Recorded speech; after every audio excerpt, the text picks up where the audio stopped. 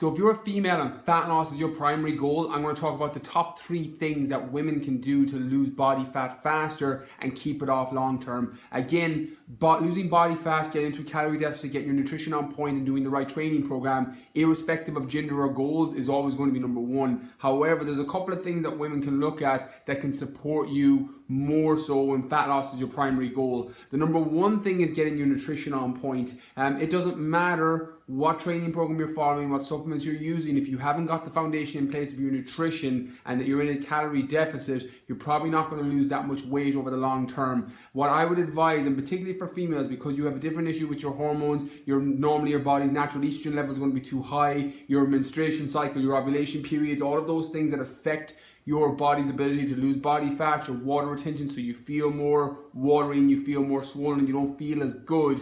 All of these things can come into play, and you can minimize a lot of that with your nutrition. So the number 1 thing I would advise is minimize any processed foods you're using and try and stick to good, clean foods that are going to support you, and then calculating your macros and calories around whatever your specific goals are or whatever your specific level is and where your weight is to begin with.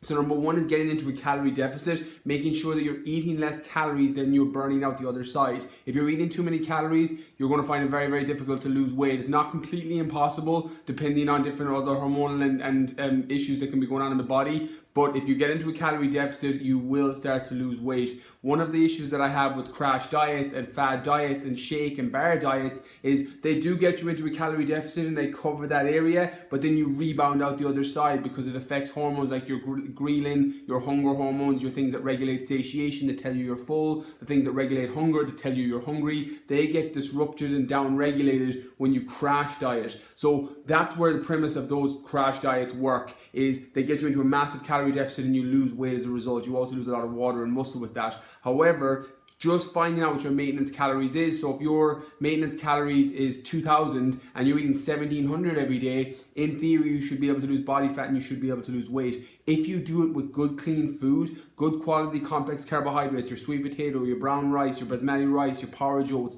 good quality fats, your pumpkin seeds, your almonds, your almond butter, natural peanut butter, oily fish, omega-3s, and your solid protein sources, your complete protein, your wild fish, your chicken, your turkey, your steak, your grass-fed beef, whatever it is that you're consuming, filling in your calories with these foods is going to support you better over the long term, because not only is it going to give you more energy because your body will utilize those calories more efficiently, so you will feel better, your mood will be more stable, you'll be able to train harder or have a larger output during the day, whether that's going for walks with your kids. That's going to allow you to lose body fat more efficiently than just crash dieting by going into a deficit. So that would be number 1, is get into a deficit, use real quality foods for that. On top of it, it's also going to make sure that you're starting to balance out everything hormonally. A lot of issues with people with leaky gut, IBS, fibromyalgia, a lot of these can be minimized when you fix your nutrition, you stop consuming foods that send your body into a state of fight or flight and have a negative hormonal response. Your processed foods, your fast foods, your high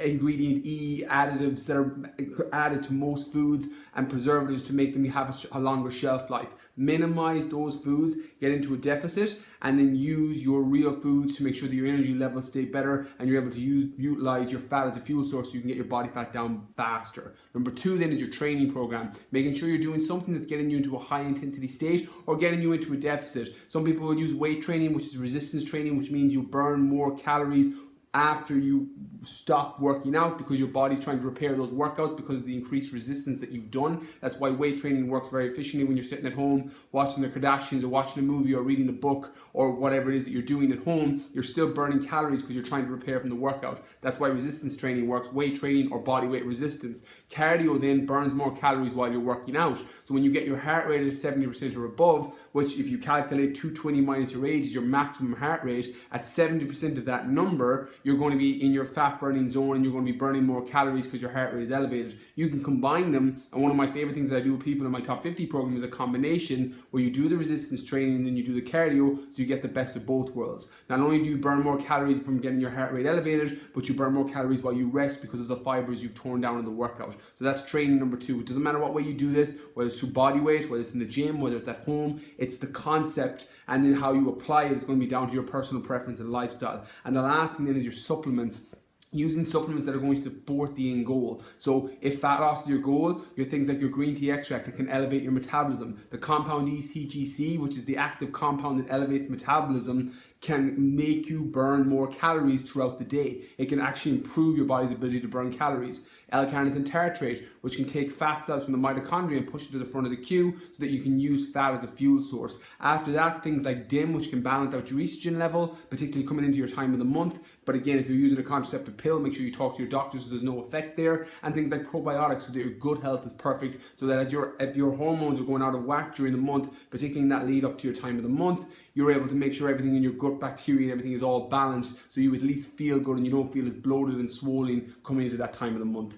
So they're my top 3 tips. The main things to look at if you're a female looking for fat loss. It covers everything you need from nutrition, training, supplements, balancing out your estrogen, your time of the month, and the most effective ways to lose body fat. So hopefully you guys, this helps you loads. If you know any females that would find this video helpful, please tag them in the comments below, and I hope you guys got loads of value from this.